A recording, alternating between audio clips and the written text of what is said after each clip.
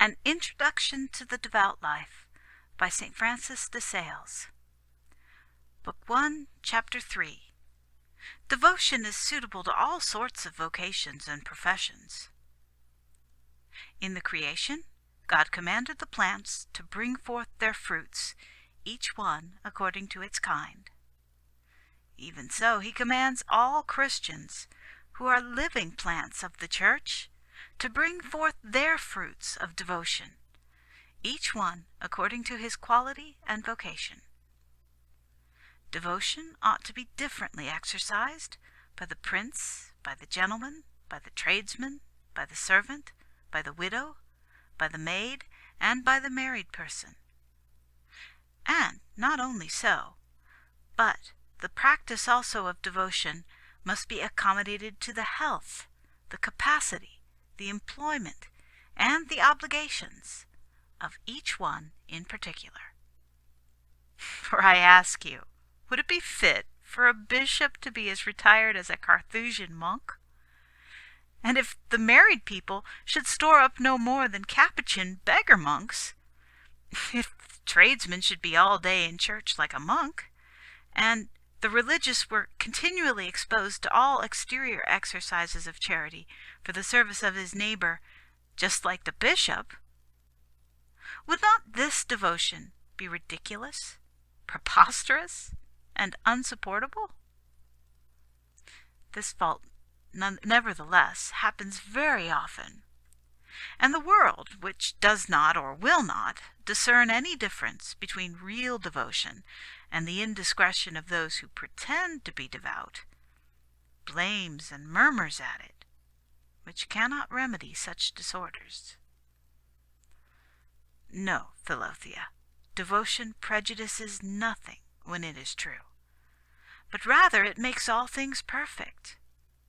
And when it is not suitable to the lawful vocation of any person, then without doubt it is not safe.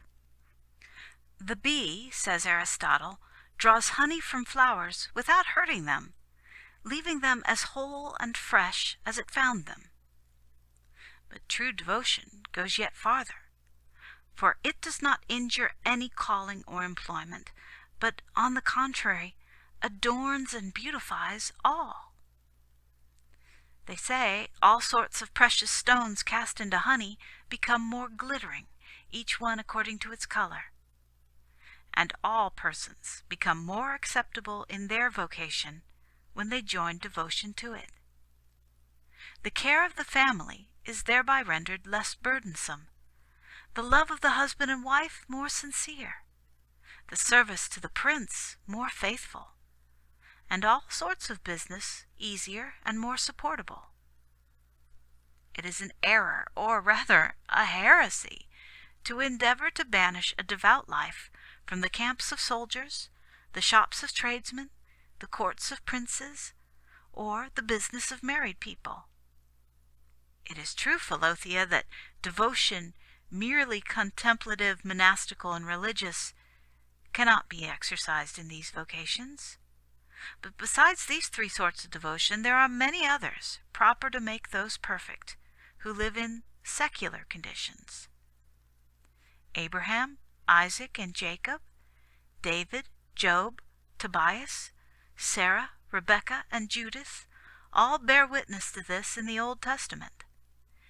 In the New, St. Joseph, Lydia, and St. Crispin were perfectly devout in their shops. St. Anne, St. Martha, St. Monica, Aquila, and Priscilla in their families. St. Cornelius, St. Sebastian, St. Maurice in the wars. Constantine, Helena, St. Louis, St. Anne, and St. Edward on their thrones. No, it has happened that many have lost perfection in solitude, which, notwithstanding, is so much to be desired for perfection, and yet have preserved it in society, which seems so little favorable to it. St. Gregory says that Lot, who was so chaste in the city, sinned against chastity in solitude. Wherever we are, we may, and we ought, aspire to a perfect life. End of Chapter 3 of Book 1.